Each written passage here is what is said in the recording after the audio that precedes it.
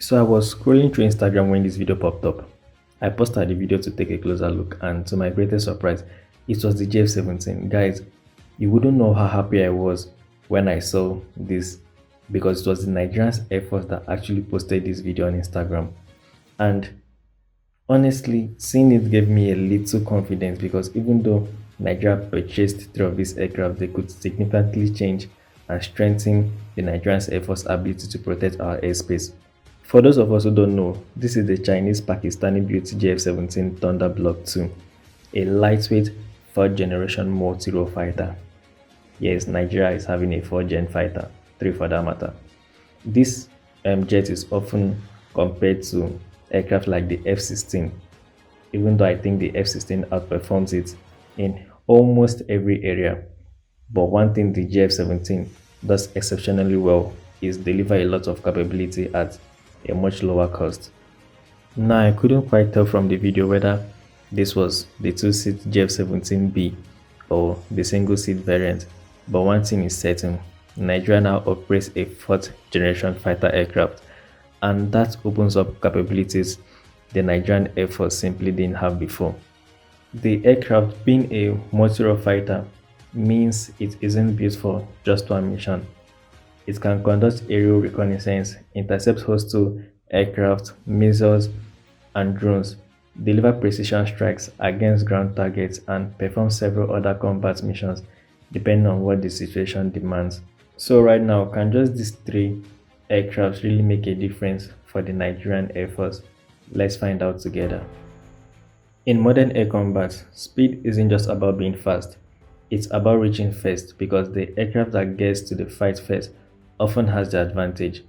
Powering the JF-17 is the Russian-built Klimov RD-93 afterburning turbofan engine, which propels the jet to around Mach 1.6, although some sources claim it can reach speeds of Mach 1.8. If you've seen an official source confirming the exact figure, you can let me know in the comment section. Now, if I'm being honest, Mach 1.6 isn't particularly impressive for an interceptor. Come on, an interceptor should fly around Mach 2 or so, if I'm not mistaken. But then again, when I thought about it, the JF-17 wasn't designed to be a dedicated interceptor. It's a multi-role fighter, right? So instead of maximizing speed alone, I guess its designers balanced its speed, agility, payload, and operating cost. So yeah, I guess it's a good trade-off. But what even impressed me more wasn't the aircraft's top speed, it was the rate of climb.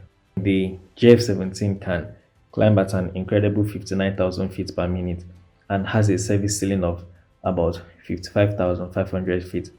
Now, that climb rate is good for an interceptor, and what it actually means is that these aircrafts can gain altitude very quickly to intercept hostile aircraft, high-flying drones, or bombers even before they reach their objective in our airspace.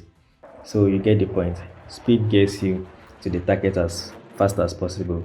Rate of climb gets you to its altitude, and together they determine how quickly you can intercept an aerial threat. Now you speak of dogfighting. This plane got the Nigerian Air Force covered. The aircraft itself is built around a semi-monocoque airframe, making it both lightweight and structurally strong. Combined with its digital fly-by-wire control system, the JF-17 becomes highly maneuverable, allowing pilots to perform aggressive combat maneuvers while withstanding high G-forces. I think the plane can put around 8 Gs or so. Now, imagine the Nigerian Air Force needs to deploy hundreds of kilometers away from their bases. That's not even a problem, because the JF-17, as I said earlier, it got us covered. It has a combat radius of about 900 kilometers on internal fuel, which extends to roughly 1,352 kilometers with external drop tanks. Because the Block 2 supports aerial refueling, its operational reach becomes even greater, allowing it to stay in the fight longer or operate much farther from home without landing. But there is one capability that's even more important than speed: rate of climb, or even maneuverability. This is one of the reasons aircraft like the F-35 Lightning II and F-22 Raptor are so difficult to fight. That is called the electronic warfare. Instead of simply explaining what electronic warfare is, let me show you. Imagine an enemy missile has just been fired at your aircraft. Without electronic warfare, your options are limited. You try to evade, deploy flares or chaff if they are effective against that type of missile, and you hope you survive. But with electronic warfare, your aircraft can detect the threat, warn the pilot, and depending on the missile, it can actually jam or deceive the missile seeker, making it much harder to track or hit you. And trust me, that's only half of the story.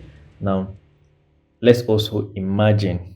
We will do a lot of imagining because I don't think there's any video online that can actually show you this. So we'll do a whole lot of imagining.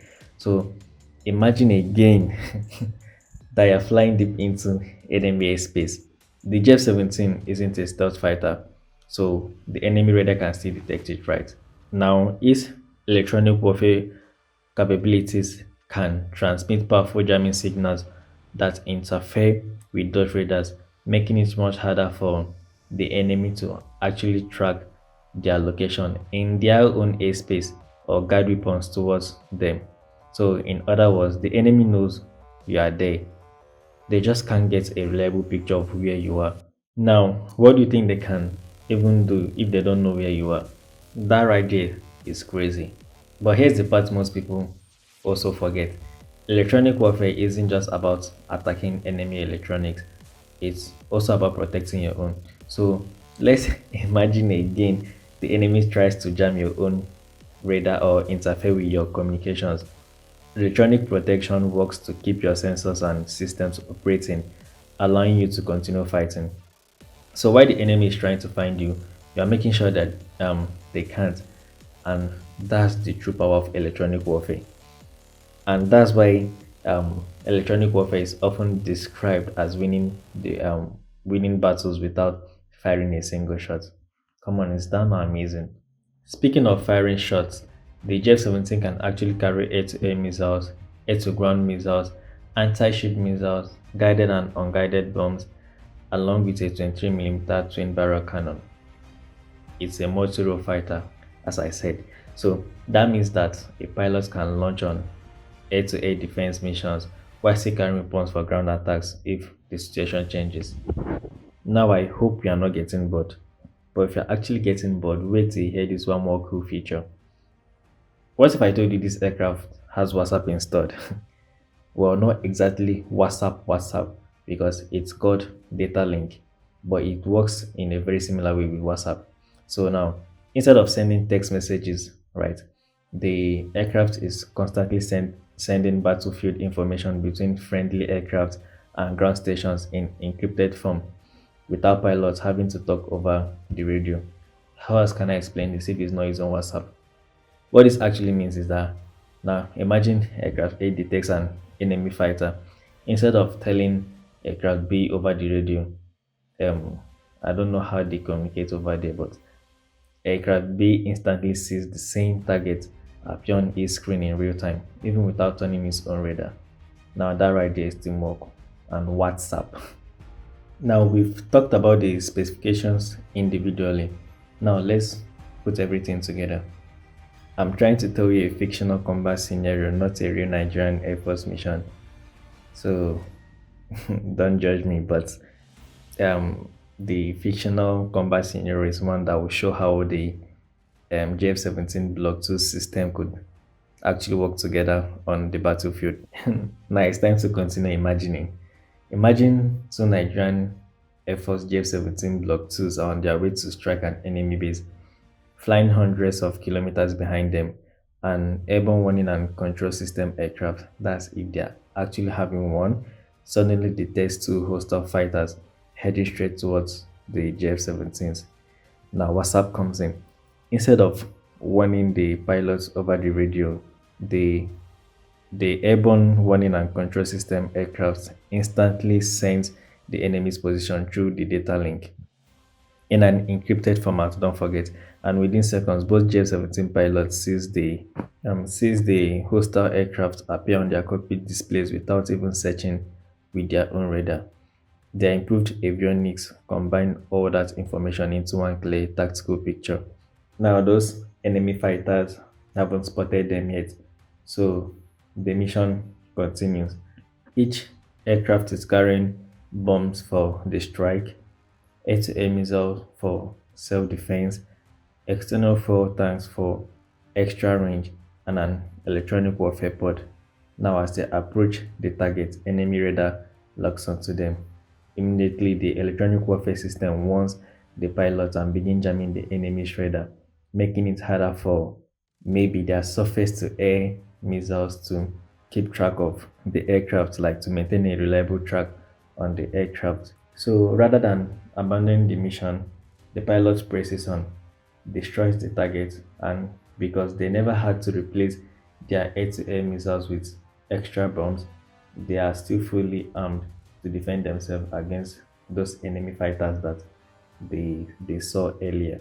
Now, that's the advantage of a true multi-role fighter. It doesn't just attack, it can detect, communicate, protect itself, complete the mission, and still fight its way back home if necessary. I don't know if my story is good enough, but I hope it helps you understand it better. Now, we've seen the capabilities of this aircraft. Now, the question is 3JF-17s actually enough to defend a country the size of Nigeria? Let me hear your answers in the comment section.